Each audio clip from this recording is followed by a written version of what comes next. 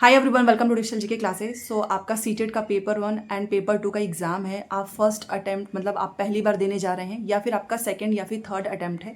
ये वीडियो आपके लिए बहुत इंपॉर्टेंट है क्योंकि बहुत सारी चीज़ें एनालिसिस करके मैं आप सभी के लिए वीडियो बना रही हूँ सो दैट आप सभी को हेल्प मिले। देखिए, अगर आप सेल्फ स्टडी करना चाहते हैं तो ये वीडियो आपके लिए है क्योंकि बहुत सारे स्टूडेंट्स ऐसे भी हैं जिन्होंने मल्टीपल रिसोर्सेज जो है फॉलो किए हुए हैं, मल्टीपल बैच, मल्टीपल किताबें। इसमें कन्फ्यूजन क्रिएट होगा तो वीडियो ध्यान से देखिएगा। एंड यहाँ पर आपको कुछ चीज़ें मैं बताऊंगी लास्ट में कि आपको क्या चीज़ें नहीं करनी है, और सबसे पहले बात करेंगे कि आपको क्या क्या चीज़ें ऐसी करनी है जिससे कि आपका जो एग्जाम है वो आसानी से पास हो जाए। ठीक है, तो चलिए स्टार्ट करते हैं बिना टाइम वेस्ट किए। देखिए, सबसे पहले तो मैं आपको बोलना चाहूँगी, और यहाँ पर जो भी मैं आपको बता रही हूँ वो अपने खुद के एक्सपीरियंस पे, क्योंकि 2 से 2.5 साल हो चुका है आप सभी को सीटेट की क्लासेस में जो है 2 से 2.5 साल से दे रही हूँ। प्लस बहुत सारे स्टूडेंट्स अपने एक्सपीरियंस देते हैं, मेरे खुद के एक्सपीरियंस जो कि मैंने अपने एग्जाम के समय पर फॉलो किए थे। अगर आप भी ऐसी कुछ चीज़ें जो भी आपका डेली रूटीन है उसमें जरूर इस चीज़ को फॉलो करते हैं तो आपको 100% रिजल्ट मिलेगा। प्लस आपके स्कोर भी इन्हेंस होंगे, स्कोर भी बढ़ेंगे। सबसे पहले मैं आपको ये बोलना चाहूँगी कि आपका सीटेट का पेपर 1 एंड पेपर 2, उसके आपको सिलेबस को ध्यान से देखना है। सिलेबस आपके पास होना चाहिए, आप रूम में दीवार पे चिपका लो या फिर कॉपी में लिख लो। वहाँ पर आप subject wise CDP, EVS, math, Hindi, English, जो भी आपका सब्जेक्ट है, सोशल साइंस या फिर मैथ साइंस, इनके टॉपिक्स को आप पढ़ते जाएंगे तो वहाँ पर टिक करते जाओ। उससे क्या होगा कि आपको पता चलेगा कि अच्छा, सिलेबस में ये टॉपिक्स आपके कंप्लीट हो चुके हैं एंड कुछ टॉपिक्स को आपको पढ़ना है और आप उसका जो है टाइम टेबल वगैरह बना सकते हैं। इससे 2 चीज़ें होती हैं, एक तो आपका मोटिवेशन बना रहेगा, प्रेशर क्रिएट नहीं होगा कि अरे भाई इतना सारा कुछ पढ़ना है, और दूसरी चीज़ कि आपकी जो है डिसिप्लिन भी बनी रहेगी, आपको हर दिन का टारगेट भी मिल जाएगा कि अच्छा ये टारगेट कंप्लीट करना है। अगर मैं आपको अपना बताऊं तो जब सीटेट पेपर 1 पेपर 2 दोनों का एग्जाम साथ में ही था तो उसमें हर दिन जो है एक दिमाग में रहता था कि प्रीवियस क्वेश्चन तो हर हाल में करना है भाई, क्योंकि इतना समझ में आ चुका था कि क्वेश्चन के पेपर काफ़ी लेंदी होते हैं एंड अगर उसको मैंने अभी से प्रीवियस क्वेश्चन स्पीड अपनी नहीं बढ़ाई तो आगे चल के दिक्कत होगी। तो मैं हर दिन रूटीन से फॉलो करती थी कि 2 प्रीवियस क्वेश्चंस मुझे करने ही करने हैं, पेपर 1 एंड पेपर 2। अच्छा, उसके बाद से जो मेरा इंपॉर्टेंट चीज़ होता था वो ये होता था एनालिसिस। मान लीजिए मेरे स्कोर अगर 100 आ रहे हैं तो आखिर में 50 किस रीजन से मेरे गलत हुए हैं। जो क्वेश्चंस गलत होते थे मैं उसको बस ऐसे ओरली याद नहीं करती थी, वर्बली मैं उसको कॉपी में जरूर नोट करती थी। मान लीजिए मैंने जो है 2021 का किया है तो 2021 लिख के CDP, EVS, maths, science, social science जो भी है आपका, मैं आपको अपना बता रही हूँ कि इस तरीके से मैं सारे क्वेश्चंस जरूर नोट करती थी, क्वेश्चंस के आंसर भी लिखती थी, और इस तरीके से मेरा खुद का एक जो है शॉर्ट नोट्स तैयार हो गया था। इसका बहुत इंपॉर्टेंट इंपैक्ट होता है एग्जाम से पहले, क्योंकि आपके पास बंच ऑफ क्वेश्चंस तैयार हो जाते हैं एंड आप डेली क्वेश्चंस का रिवाइज करते हो, प्लस सीटेट में क्वेश्चंस रिपीट होते हैं, उसका बहुत बेनिफिट मिला। तो इस तरीके से ये नहीं है कि अच्छा ये क्वेश्चन मेरा गलत हो गया है तो मैं उसको नोट नहीं करूँगी, बस ऐसे याद कर लूँगी, इससे कोई फायदा नहीं होता है। आपको अपने कॉपी में नोट जरूर करना है। उसके मल्टीपल फायदे तो होते ही, आपको पता ही है, क्योंकि अगर आप 2011 का क्वेश्चन पेपर उठाइए, 2021 का उठाइए, 2022 का उठाइए, आज भी वो क्वेश्चंस रिपीट होते हैं। तो आपको ये चीज़ जरूर करनी है, एनालिसिस पे बहुत ज़्यादा समय देना है, अपनी गलतियों को पहचानना है और उस पर अपना काम करना है। सीडीपी की अगर मैं आपको बात करूँ सब्जेक्ट वाइज, तो सीडीपी में मैंने क्या किया था कि सबसे पहले कुछ इंपॉर्टेंट थ्योरी थी जिसको मैंने यूट्यूब से पढ़ लिया, जैसे कि पियाजे, वाइगोस्की, कोलबर्ग, इन्हीं से क्वेश्चंस आते हैं। इनको पढ़ने के बाद से बाकी जितना भी पैडागोजी था उसके लिए सिर्फ और सिर्फ सिंपल सी ट्रिक है, आपको प्रीवियस क्वेश्चंस के सारे पैडागोजी करने हैं, और सिर्फ इसी वजह से मेरे 30 आउट ऑफ 30 आए थे सीडीपी में। ये सेम चीज़ आपको फॉलो करनी है। अच्छा, प्रीवियस क्वेश्चंस में सीडीपी की भी जो भी मेरे क्वेश्चंस गलत होते थे उसको मैं अपने कॉपी में नोट करती थी, देन उसका रिवाइज करते रहो, अपने आप आपके सारे कॉन्सेप्ट क्लियर हो जाएंगे। ठीक है, और स्पीड तो बढ़ ही गया था क्योंकि हर दिन प्रीवियस क्वेश्चंस करने से 2 घंटे में पेपर आराम से हो जाता था। अब बात करते हैं ईवीएस का। तो ईवीएस का आपको पता है कि एनसीईआरटी आपको पढ़नी ही पढ़नी है। आपको जो है ईवीएस का उसमें जो फैक्चुअल चीज़ें आती हैं 15 क्वेश्चंस, तो उसके लिए मैंने क्या किया था कि लास्ट टाइम पे ही जो ईवीएस का पूरा कंप्लीट रिवीजन वाला होता है वो वीडियोस देख के आराम से ईवीएस भी हो गया। हाँ, ये जरूर है कि सारे क्वेश्चंस नहीं हो पाते हैं क्योंकि कई बार क्लासेस में भी क्वेश्चंस छूट जाते हैं, वीडियोज़ में भी छूट जाते हैं। तो जब आप प्रीवियस क्वेश्चंस करोगे तो अपने आप नए नए क्वेश्चंस आते जाएंगे। जो आपको आ रहा है उसे लिखने की जरूरत नहीं है, जो नहीं आ रहा है उसे जरूर लिखो। ये लिखने की बात मैं इसलिए बोल रही हूँ क्योंकि आपका खुद का नोट्स बहुत इंपॉर्टेंट होता है रिवीजन के लिए। देखिए, अब कुछ लोग बोलेंगे कि आपने खुद लिखा होगा तो वही नोट्स दे दो। भाई, जो चीज़ मुझे नहीं आ रही है जरूरी तो नहीं है कि आपको भी वो चीज़ ना आए, तो इसलिए अपना खुद का एक शॉर्ट नोट्स रिवीजन के लिए जरूर रखना चाहिए। हाँ, सोशल साइंस का अगर आपको हेल्प चाहिए होगा तो सोशल साइंस मेरा सब्जेक्ट था और बहुत सारे स्टूडेंट्स को सोशल साइंस में दिक्कत आती थी, तो वो मैंने अपने नोट्स दे दिए हैं ताकि सबको उससे हेल्प मिले। अगर आपको चाहिए होगा तो आप मैसेज करके ले सकते हैं। पिछले साल भी बहुत फायदा हुआ है, इस बार भी लोगों के स्कोर बढ़ रहे हैं। अब ईवीएस का हो गया लैंग्वेज 1 एंड लैंग्वेज 2। लैंग्वेज 1 मेरी हिंदी थी, लैंग्वेज 2 मेरी इंग्लिश थी। तो दोनों में आपको पता है पैसेज हमारा फ्री का नंबर होता है, तो इस पैसेज पे बहुत ज़्यादा फोकस था कि हर दिन पैसेज की प्रैक्टिस तो करनी ही करनी है, हिंदी का और इंग्लिश का रूटीन से, मतलब दो दो पैसेज मैं डेली करती थी। उससे क्या हुआ कि पैसेज की ट्रिक्स पता चली, प्लस जो पैसेज को पढ़ने का स्पीड होता है वो भी बढ़ गया।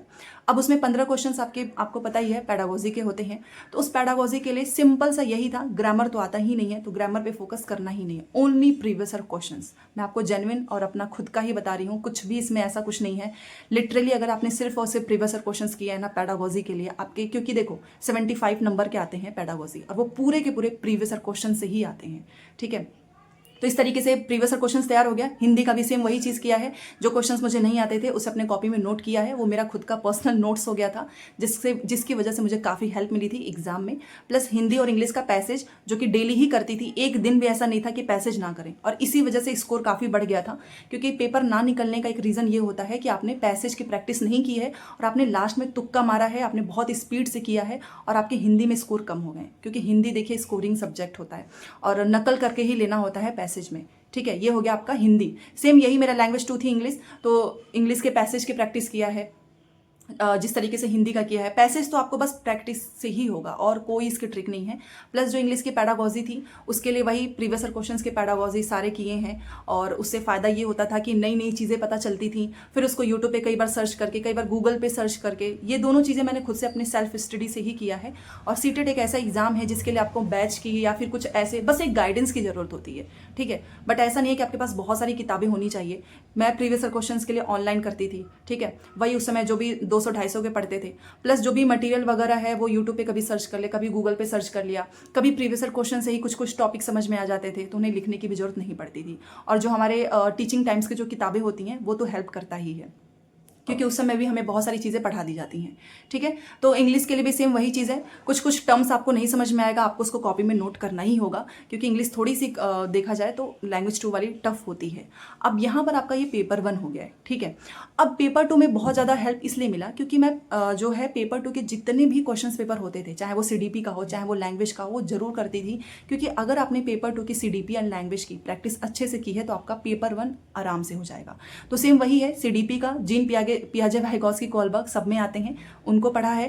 प्लस CDP का जो है पेपर 2 के सारे क्वेश्चन सॉल्व किया। मुझे ऐसा लगता है कि मैंने एक एक प्रीवियस ईयर क्वेश्चन को 3 से 4 बार किया है। आपको ये जरूर करना है, एक बार में समझ में नहीं आता है, एक बार में गलतियां बहुत होंगी, बट अगर आप एक क्वेश्चन को 3 से 4 बार कर रहे हैं तो उसमें स्पीड बढ़ता है, टाइम मैनेजमेंट, प्लस जो क्वेश्चन आपको पहले नहीं आते थे अब आप उसको सॉल्व कर लेते हो, तो ये फायदा होता है। तो एक प्रीवियस ईयर क्वेश्चन को आपको बार बार करना है, ठीक है। CDP का हो गया। अब जैसे जीन पियाजे हैं या फिर वाइगॉस्की हैं या फिर जो कोलबर्ग हैं या फिर आपका जो भाषा से क्वेश्चंस आते हैं, अधिगम से आते हैं, मूल्यांकन से आते हैं, तो इनके लिए क्या करना है, आपको सिर्फ और सिर्फ CDP की कुछ थ्योरीज पढ़ लेनी है, वो सारे आपको पेडागोजी में हेल्प करेगा, ठीक है। प्लस CDP के नोट्स के लिए भी कुछ लोग पूछ रहे थे तो वो उस पर काम चल रहा है, आपको थोड़ी शॉर्ट में एंड 1 लाइनर वो आपको संडे तक मिल जाएगा, नेक्स्ट वीक में। अब बात कर लेते हैं CDP का, तो सारे क्वेश्चंस मैंने खुद से अपना लिख लिया है। दूसरा आपका जो लैंग्वेज 1 है, लैंग्वेज 2 है। अब लैंग्वेज 1 से ही सेम आपकी हिंदी है, उसमें आपको पैसेज की प्रैक्टिस करनी है, डेली करनी है। पेडागोजी के लिए कुछ अलग से नहीं करना है आपको, previous year questions. Language 2 English है, इंग्लिश थोड़ी सी टफ आ जाती है, थोड़े से पैसेज उसके ट्रिकी हो जाते हैं, काफ़ी लेंदी पैसेज होते हैं, बट अगर आपने हर दिन पैसेज किया है तो आपकी स्पीड बढ़ जाएगी, बहुत ही ज़्यादा स्पीड बढ़ जाती है अगर आप हर दिन करोगे। 2 महीने का समय है, ठीक है। मोस्ट इंपॉर्टेंट आता है जिसकी वजह से पेपर 2 पास नहीं हो पाता है, वो है मैथ साइंस या फिर सोशल साइंस। देखिए मैथ साइंस का अगर मैं बोलूँ तो आपको 6 to 8 की, अगर आपने पूरी NCERT पढ़ी है, आपने मैथ्स के क्वेश्चंस की प्रैक्टिस की है प्रीवियस ईयर क्वेश्चन से, तो आपका अच्छा खासा स्कोर होगा। बट अगर आप ये सोचोगे कि आपको NCERT पढ़नी ही ना पड़े, आप सिर्फ वीडियोस के थ्रू, मैराथन के थ्रू या फिर ऐसे ही बस आपका हो जाएगा, तो ये बहुत बड़ी मिस्टेक होती है। आपको 6 to 8 के NCERT को थॉरली पढ़नी है, बहुत ही डिटेल में, बहुत ही अच्छे से, क्योंकि क्वेश्चन अब पहले के जैसे नहीं आते हैं, ठीक है। एक बार आपने NCERT कंप्लीट कर ली, उसके बाद से जितना ज़्यादा हो सके उतना प्रीवियस ईयर क्वेश्चंस करो, यकीन मानो 50+ आपका स्कोर आराम से आएगा, ठीक है। एंड अगर आपका सोशल साइंस सब्जेक्ट है, इसमें भी सेम वही चीज़ करनी है, आपको 6 to 8 की पूरी NCERT पढ़नी है, history, geography, polity, and then 60 questions हर साल के आपको करने हैं। अगर आपने 60 क्वेश्चंस हर दिन प्रैक्टिस किए हैं सोशल साइंस के, तो आपको 50+ स्कोर आएगा। अब इन दोनों सब्जेक्ट में क्या करना है, मान लीजिए आपने 60 क्वेश्चंस किए, उसमें से आपके 50 सही हो गए, 10 गलत हो गया। अब उस 10 गलत को लिखो, उस 10 गलत को लिख के उसके टॉपिक्स को पहचानो, देन उसको सर्च करके फिर उस थ्योरी को अपने क्लियर करो। अब जैसे कि आपके पास ऑलरेडी हो गए नोट्स या मटेरियल, तो उसमें से आप जा जाकर देख सकते हैं कि अच्छा इसमें आपकी क्या क्या गलतियां हुई हैं। तो यहाँ से आपका खुद का शॉर्ट नोट्स तैयार हो गया, प्लस आप हर दिन प्रीवियस क्वेश्चंस कर रहे हो, तो हर दिन आप एनालिसिस कर रहे हो, तो आपको बहुत ज़्यादा हेल्प मिलेगी, क्योंकि एनालिसिस करने से हमारे स्कोर बढ़ते हैं। स्कोर बढ़ाने का और कोई तरीका नहीं है। तो यहाँ पर मैंने आपको भी अपनी भी स्ट्रैटेजी बताई है, प्लस जो स्टूडेंट्स पास कर जाते हैं वो अपने एक्सपीरियंस बताते हैं, वो भी दोनों चीज़ें। अब क्या नहीं करना है, इस पे फोकस करो।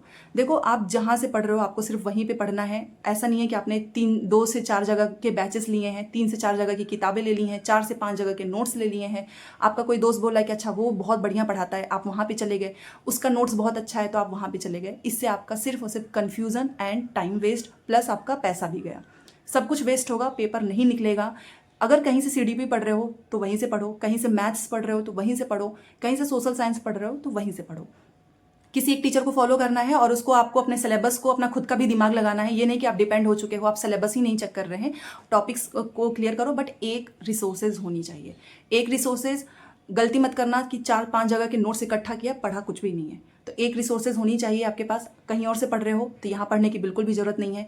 कहीं और का आपके पास नोट्स हैं तो प्लीज़ यहाँ पे नोट्स के लिए मैसेज मत करना, ठीक है। दूसरा, आपको पता है कि आने वाले समय में जो अभी हमारा दिसंबर है, इसके बाद से धीरे धीरे चीज़ें और टफ होती जाएंगी, तो जितना जल्दी हो सके आप क्लियर करें। एंड एक और मिस्टेक है जो कि स्टूडेंट्स के द्वारा होती है, वो ये है कि वो अभी पूरा पोथा तैयार करेंगे नोट्स का, रिवीजन भी नहीं करेंगे, ना तो प्रैक्टिस करेंगे, सिर्फ और सिर्फ लिखेंगे, वीडियोस के थ्रू सारे लेक्चर्स देखेंगे और लिखते जाएंगे, और वो लिखने में पूरा दिन निकल जाता है। तो आप पढ़ोगे कब? तो इसलिए फोकस कीजिए, स्मार्टली काम कीजिए। अगर आपको कहीं से कुछ मटेरियल मिल जा रहा है तो उसको लिखने की जरूरत नहीं है, उसको डायरेक्ट पढ़ाई करो, उसका रिवीजन करो। कुछ चीज़ें लिखने की जरूरत है तो वो लिखो। तो ये आपको खुद से सोचना है, ये नहीं कि बस दिन भर बैठ के वीडियो देख रहे हो, 24 घंटा 12 घंटा बस लिखे जा रहे हैं और रिवीजन के समय पे टाइम ही नहीं मिला है, ठीक है। तो इस चीज़ का भी ध्यान रखो। और पीवाईक्यूज जो लोग नहीं कर रहे हैं, आप बहुत बड़ी गलती कर रहे हैं, आपको बाद में पछताना पड़ेगा, क्योंकि ये गलती हर बार होती है, लोगों के क्वेश्चंस नहीं हो पाते हैं, पेपर छूट जाता है, ठीक है। तो अगर मैं आपको बोलूँ तो करने वाली काम तो अच्छे जो भी मैंने आपको बताया वो तो करना ही है, और क्या नहीं करना है तो वो यही है कि multiple teachers, multiple resources, multiples videos, ये चीज़ें फॉलो नहीं करनी है। प्लस आपको जो पोथा आप तैयार कर रहे हैं वो भी नहीं करना है, आपको हर दिन थोड़ा थोड़ा पढ़ना है और इसका रिवीजन करना है, एंड प्रीवियस क्वेश्चंस हर हाल में करना है। अगर आपने ये सारी चीज़ें की तो आपका स्कोर बहुत बढ़िया आएगा। प्लस अगर यहाँ इस चैनल पे आपको सोशल साइंस की पूरी हेल्प हो जाएगी, डेली क्लासेस होती हैं, डेली थ्योरीज होती हैं एंड प्रीवियस क्वेश्चंस। मटेरियल के लिए अगर आपको मेरा खुद का सोशल साइंस का नोट्स चाहिए होगा तो आप व्हाट्सअप कर सकते हो, नंबर पे मिल जाएगा। बहुत हेल्प मिलेगी इस नोट से, आपका यकीन मानिए 50+ स्कोर आ जाएगा आराम से। तो चलिए मिलते हैं नेक्स्ट क्लास में। Thanks for watching.